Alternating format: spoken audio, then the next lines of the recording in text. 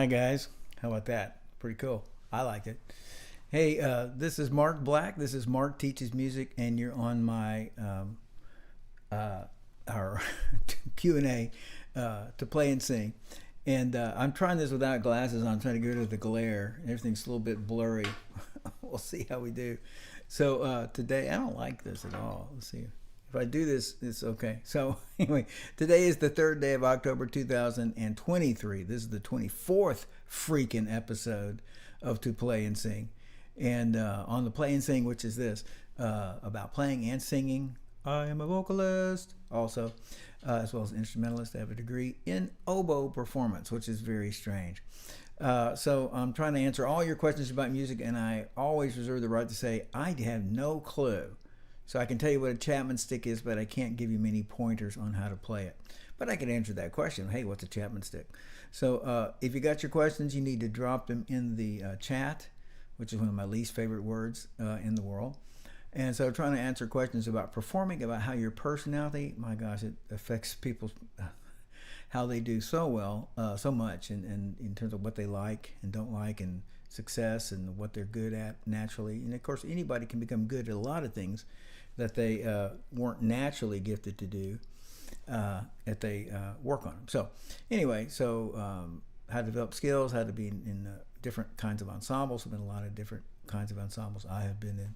So anyway, and then unlike what we did up until, say, a month ago, I have a topic we're going to talk about, which is the food of giants. We're going to talk about that. And I'm going to talk about that. And then if you got your questions, I want you to put them in here. They're very truly, my gosh, they're so important to me. I sure wish somebody was answering my questions back for the first 30, 35 years of my music. Hey, TDB. And and then there are 64 episodes of this, and then they have, and many of them have cover, 5-10 different topics. So there's all kind of questions answered, literally 200 or 300 different questions.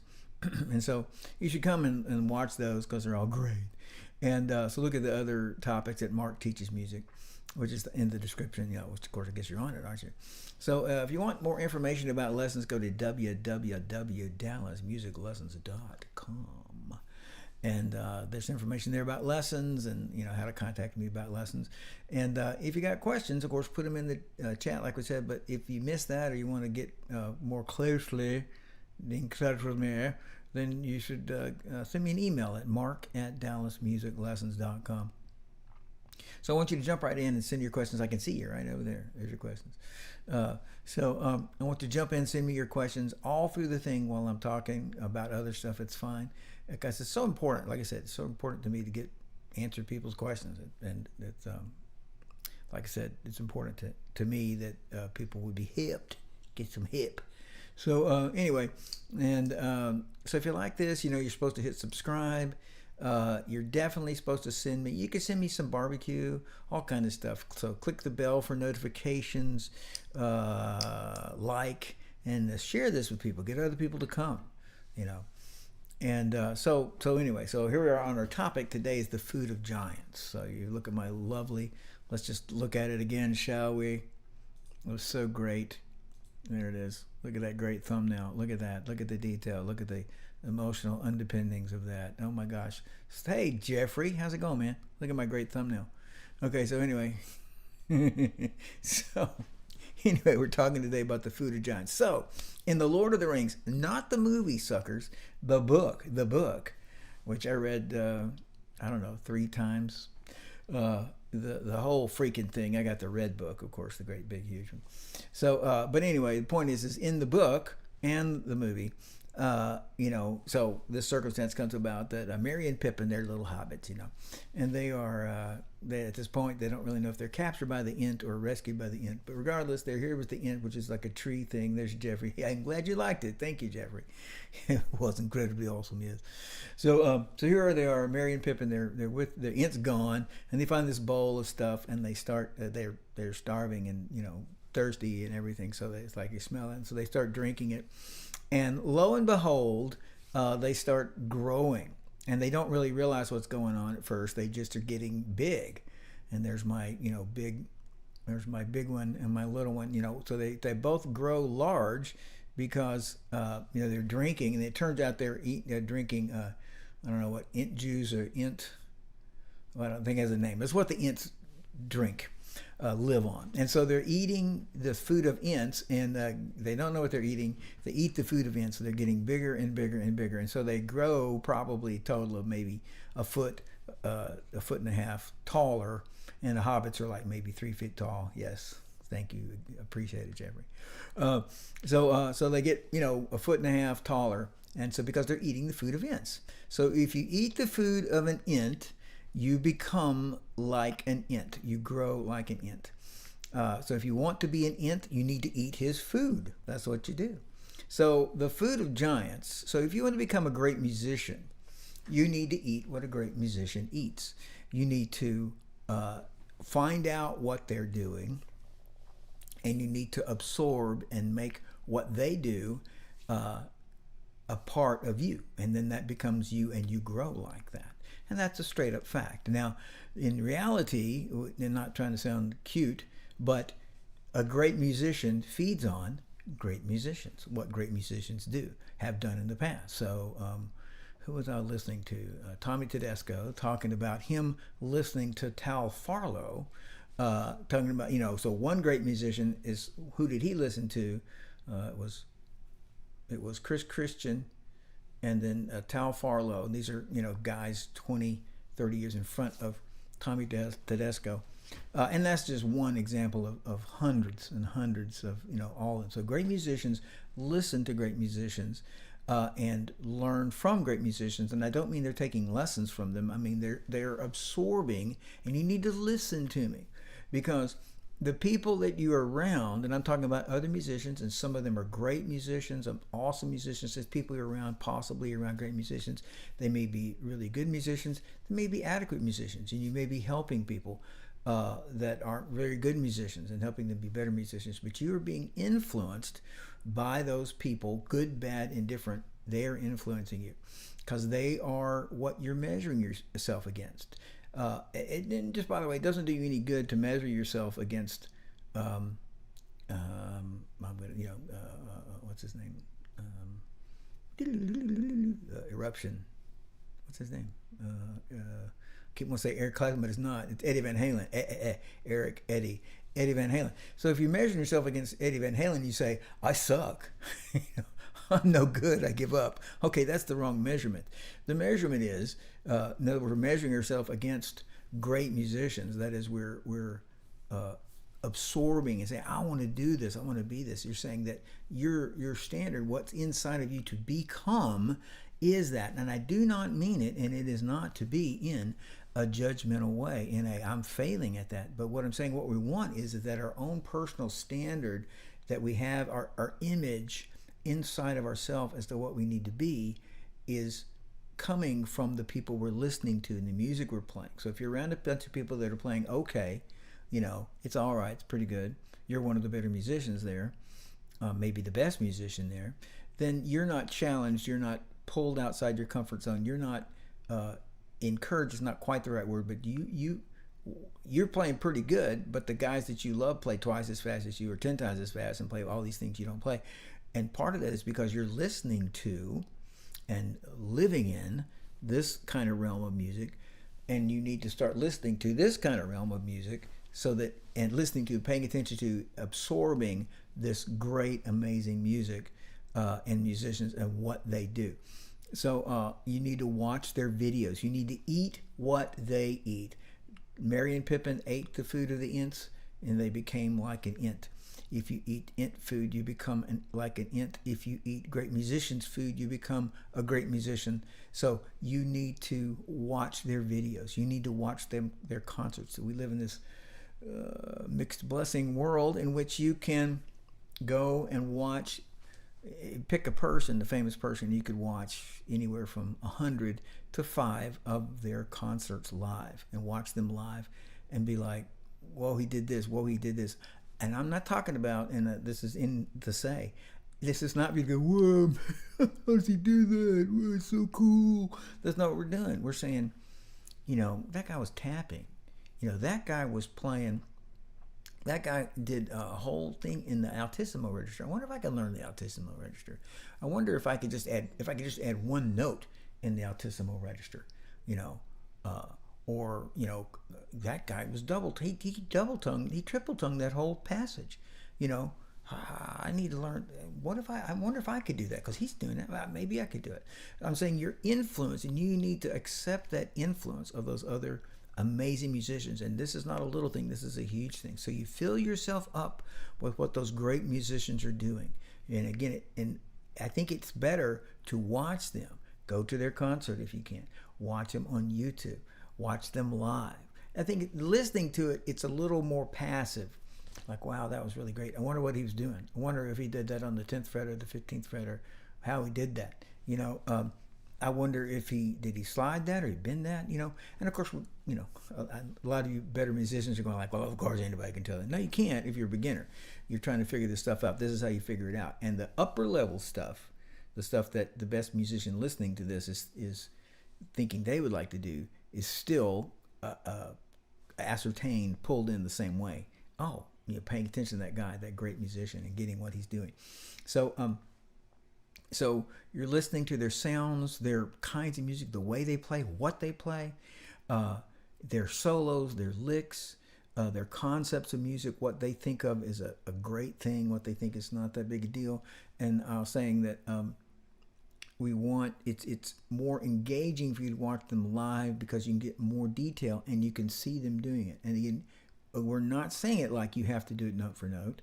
You may, but we're not saying you have to. So I'm saying, it's not saying it's obligatory. You must do it their way, but rather it's a standard that you are inhaling. You're saying, you know, it's like you know, big man on campus in high school. You get to college and like nobody knows who you are anymore. And then you graduate from college. You graduated cum laude, and you get out in the real world, and it's like you have your degree from Harvard, and it's like, well, there's actually you know, 7,000 lawyers here in Texas, or maybe 20,000, I don't know, with their degrees from Harvard. So it's not, you know, you thought of it like, whoa, you know, but it's like, and now you're in the big world, and it's like, it's not quite as amazing as it was. Not putting you down, but saying, I got to lift up my vision. I got to lift up my game. And when you are the standard of what that game is, it's really hard to lift it up. You're just saying, you know, I really should improve on that. But when you step into Smalls, you go from here, you step into Smalls in New York City, in a live jazz club, and you're supposed to play, and you discover, wait a minute, you know, what I thought was amazing is just doesn't even cut it here, you know. And I'm saying that in a good way, in a wonderful way. So you're playing with somebody, and talking about you're playing with an album, and you go like, well, I could slow this down, but I wonder if I could do it at the real speed, you know, these kinds of things. So, like I said, what you eat becomes a part of you. And so I want you to think of it as eating and absorbing these people's music. And you pick your favorite guys. Probably don't just pick one, because we're not trying to be a clone. We're trying to be like this culture of the kind of music you love. I'm telling you, grab a hold of this culture of the kind of music you like. You like, you know, jazz combos, then, you know, get 5, 6 people that play your instrument that are in this style. You like classical oboe, yay! Then you pick John Mack. Don't pick Ray Steele. No, pick John Mack, and you know, whatever these other 3 or 4 amazing people, and you listen to everything they do, and you watch them perform. And I'm not. Again, it's not putting you down. It's raising you up. Those people are raising you up with their music. So you go to see them. You listen to them. You fill yourself up with them like it's food. It's becoming part of you. And then you start to identify with great musicians. And you're thinking that, well, you know, I could have slowed this down. And listen, if you're my student, you know that, and this is just a little inside tip here, is that, well, everybody, we have every song, the hardest song in the world, easiest song in the world, classical song, jazz song, rock song, blues song, country song, doesn't matter.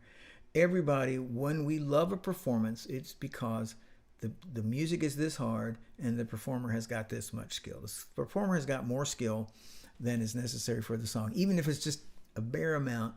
And our perception, once it's like that, is like, this is great. I don't have to worry. And then the listener, which is wonderful, what we want while we're doing this, the listener can relax and enjoy the music, including if the listener wants to be like, oh my God, like freaking out over the music, how tough it is. Like, I don't know if I'd relax listening to Snarky Puppy, let's say, but I'd be like, whoa, this is really cool, and I can get into this. That's, so when there's that, here's the difficulty, here's my ability, whether my ability is like this or like this, it's like so with all our music, we're trying to do this. And so if you're my student, I'm just giving you an example, that I will frequently say, okay, you're here skill-wise, the song's here, and you have a performance coming up. Let's slow the song down a little bit. Let's change the key a little bit. Let's leave out this line. Let's leave out this verse. Let's end it in the 3.5 minutes instead of going the full 5, so that there is that cushion of skill. I got more skill than is needed because I have a specific performance, and just in not beating it to death, but listening yesterday when it was to Tommy Tedesco, and imagine he's a studio musician, right? So everything he does is like it's a live performance, and then a live performance, any real performance, you want to sound like that, like it's here and I'm here. And he's talking constantly, making jokes about all the stuff he didn't play, and if he couldn't play it, he didn't play it, instead of playing a bunch of wrong notes. And everybody thought he was amazing and the world's greatest sight reader. And he's saying himself, all I'm doing is just leaving out the stuff I can't do. If I can't do it, and what he's doing is what I'm telling you about. Here's the difficulty. Here's my skill. If I can't raise up my ability, then I can make the song easier. Now, we're practicing and working on stuff to raise our ability up. Now, this is back to my discussion here about eating the food of giants. So we're saying, I want to be better than the music that I'm playing. So listening to these other people's music, these great people's performances and all this kind of stuff, helps your internal image of what you think music is supposed to be, what the kind of music you like. Like I said, you're listening to, these 3, 4, 5, 6 greatest players, greatest musicians, greatest bands of the music that you like, and your image of what it's supposed to be, like how precise it's supposed to be, how powerful it's supposed to be, how emotional. And I'm kind of shifting, instead of the precision, like, oh, how fast. It's like, oh, the person is so, she's just pulling people in. It's really simple and basic, but man, she's really figuring out. So the deal is that by listening to this better music and harder music and more consummate music, let's leave out the harder thing, it's just more masterful, whether it's because of speed and skill or because of performance and energy and excitement. It's like that becomes you. That becomes what's my internal image. So if you're person you're thinking of is Taylor Swift, which is a lot of good stuff, but not like, oh my gosh, how does she do that? That's not what we're doing with Taylor. Taylor was saying, wow, that is so, a bunch of things. It's so heartfelt. It's so gripping to the crowd, and she does a lot of things about involving the crowd. And I'm not talking about, you guys get a puppy and you get a puppy. I'm not talking about that. I'm talking about the crowd feels like, man, that girl's singing to me and with me, and that's a skill.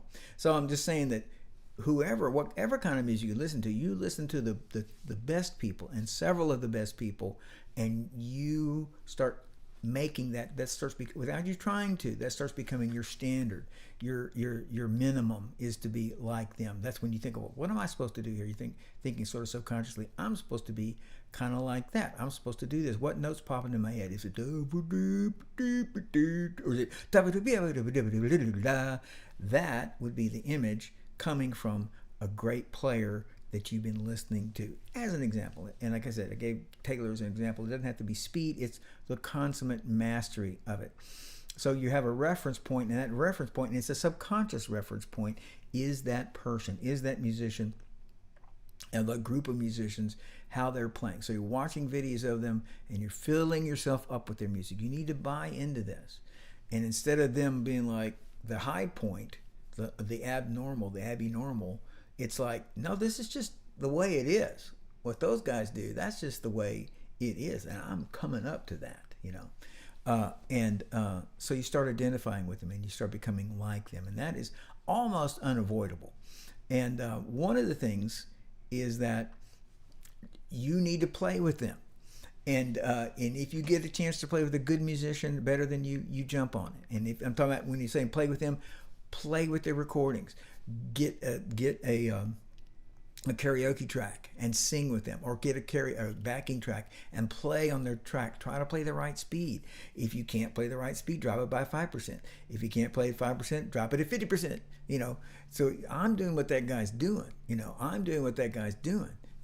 As close as I can, and it's getting into you, including the places where you mess it up. So the deal is, and I said a second ago, don't just do it like, wow, that's so amazing, I'll kill myself. No. You pick up their licks, you're picking up their tone, their articulations, their fills, that this is how I'm supposed to sound. Now, of course, there's easy to get discouraged. And don't, because I can't tell you, if you'll, and again, this is what you should be doing, listening to these people talk, and there are very, very, very few of them, which I'm just would have thought they were all just the most arrogant jerks in the world, but most of them are not. And tons of them will just be like, man, I sucked back then in so-and-so album, or, this era, or I was so arrogant in my first so-and-so years. And the large majority of them are like, man, I can't believe that I'm playing with this famous guy. And you're thinking, well, I thought you were the famous guy, or, that was the hardest solo. I just screwed that up. And you're thinking, man, that's the best thing I ever heard in my life. What I'm saying is not they're ordinary people. I love you, Billy. I'm not talking about that sort of, bringing them down, but saying there's a path. It is not great people and you. It is this, that this is you, and you're on the path up to being great, if you'll do a lot of the things that the great people did. And you can do that. And one of the ways to do that is to eat the food of giants, to listen to their music and absorb where they are.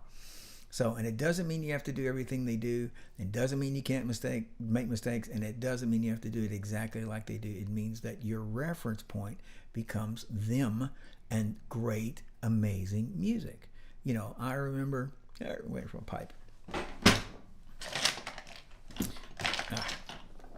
I remember when I was, 16, 17, 15, I don't remember. And my high school band director started showing me stuff, Paul Desmond, showed me, I remember Chuck Mangione, but this was Chuck Mangione way before Feels So Good. It was a Legend of the One-Eyed Sailor and Hill Where the Lord Hides. It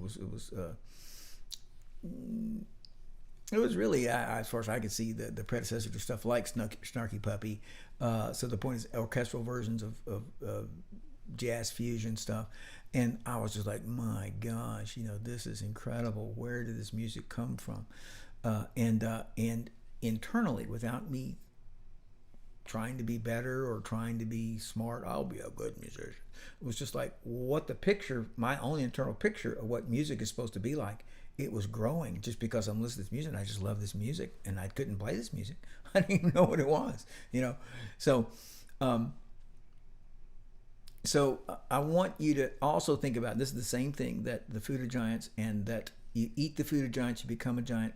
So being the best in the room has negatives. It has negatives in that you have become the standard. Your weaknesses, your flaws become like, this is cool because nobody can do it even as good as me. I'm the best here. I don't mean don't be in that situation. I'm saying you need to ponder that, how can I get in a situation where I'm not the best? I don't know. I think it's fine if you got in a situation where you're hanging on for dear life, but not necessarily saying you need to do that. I'm saying that you need to be in a situation where, man, those two guys, they catch my mistakes. That guy can play faster than me. That guy knows a whole lot more about chords than me. That guy, he's telling me to do stuff, suggesting, and I'm like, what? Man, that's it. That was a great suggestion. And it's just like, dang, and I got to up my game. So be careful about always being in the situation where you're the best in the room, and spend lots of time, as much time as you can, playing with people that are better than you. I do not mean ever people that are condescending to you and mean to you and hate your guts and faulting you, things like that. Never. That's situation is bad on another dimension, not a musical dimension, but somebody who's just as good as the guy's putting you down. So the guy's just as good as the guy's putting you down, but he's not putting you down, and he's just like, hey, that's got 4 flats, not 3, or whatever. Try this scale, try this lick.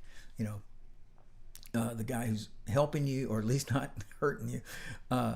So playing with people who are better than you is going to be great for you, whenever you can. And again, not to put you down, that's evil.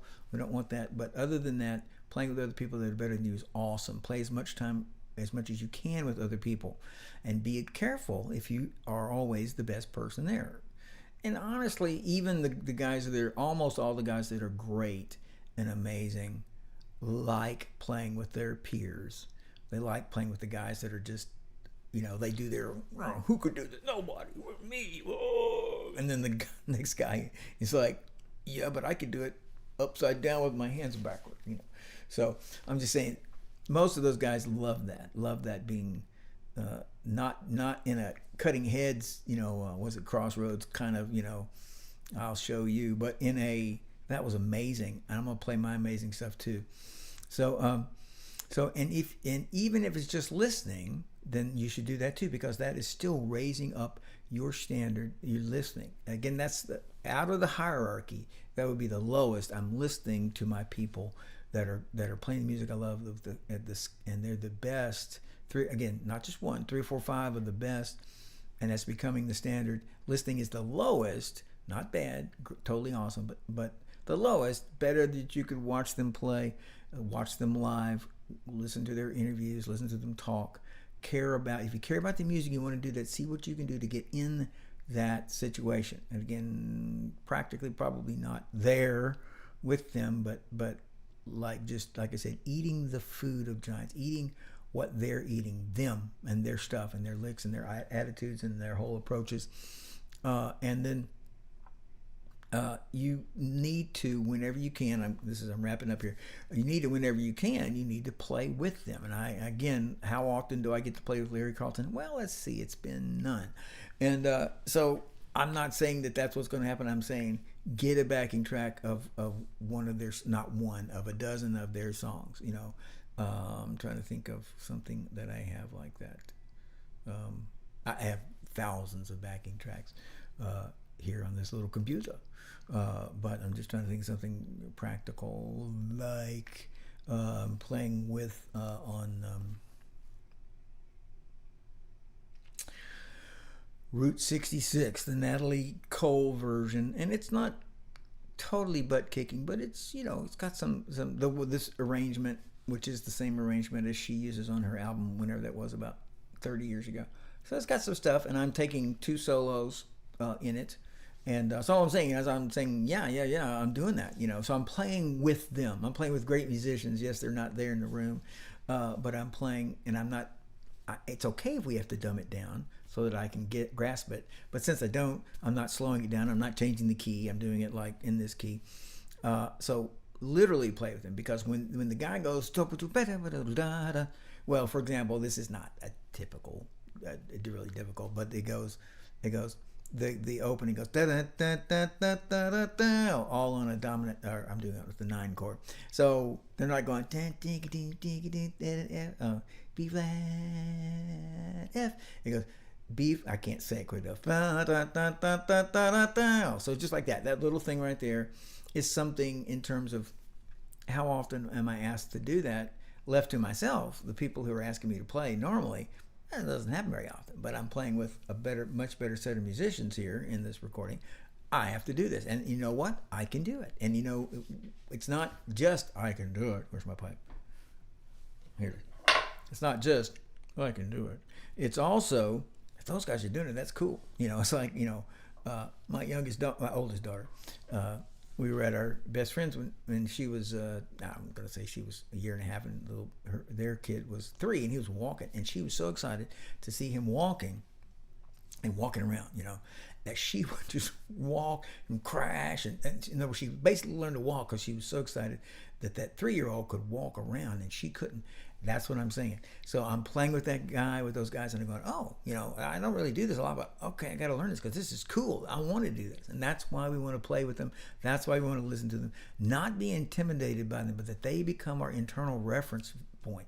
What's my starting point? It's not me, it's them, and again, it's not them and me, it's me with the road up to them. I have a road up to them. And it is involved in, it's a reason to practice. It's a reason to learn more about music. So you're not being intimidated, but what you hear in your head and you hear in your heart to do, what you're measuring yourself against becomes and continues to become those greater, better musicians. And music could be music as a whole, kinds of music and things like this, instead of being complacent and content with just what you can do and what's around you. So eat the food of giants. You become a giant. Do what these great musicians do. Listen to them play what they do, practice what they do, absorb what they do, and you'll become a great musician. You will. Okay, now let's see. I'm looking over here for questions, and let's see. I only see one more question. Okay, and here it is. Here's the question. People ask me this a lot. Here it goes. You're trapped in a room with a tiger, a rattlesnake, and a heavy metal guitarist. So a rattlesnake and a tiger and a heavy metal guitarist are in the room with you. You're trapped in this room. And you have a gun with 2 bullets. Again, tiger, rattlesnake, heavy metal guitarist, and you have a gun with 2 bullets. What do you do? Well, here's what you do. You shoot the metal guitarist twice.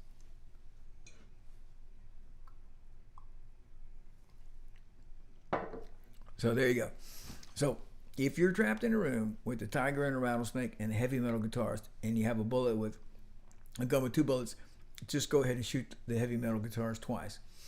And that's my advice to you. So this is Mark Black. This is Mark Teaches Music. This is my To Play and Sing Q&A to answer your questions, and then to hold forth upon a topic which today was the food of giants, had to become great by listening to great people's music and absorbing it and it becoming a part of you. So for more information about lessons, go to www.dallasmusiclessons.com. If you've got a question for me or anything you want to say, you can email me at mark@dallasmusiclessons.com, and come to the channel. And there's improvisation videos, and there's quite a few topics with questions answered. And so as always, until I see you again, I want you to have fun, and I want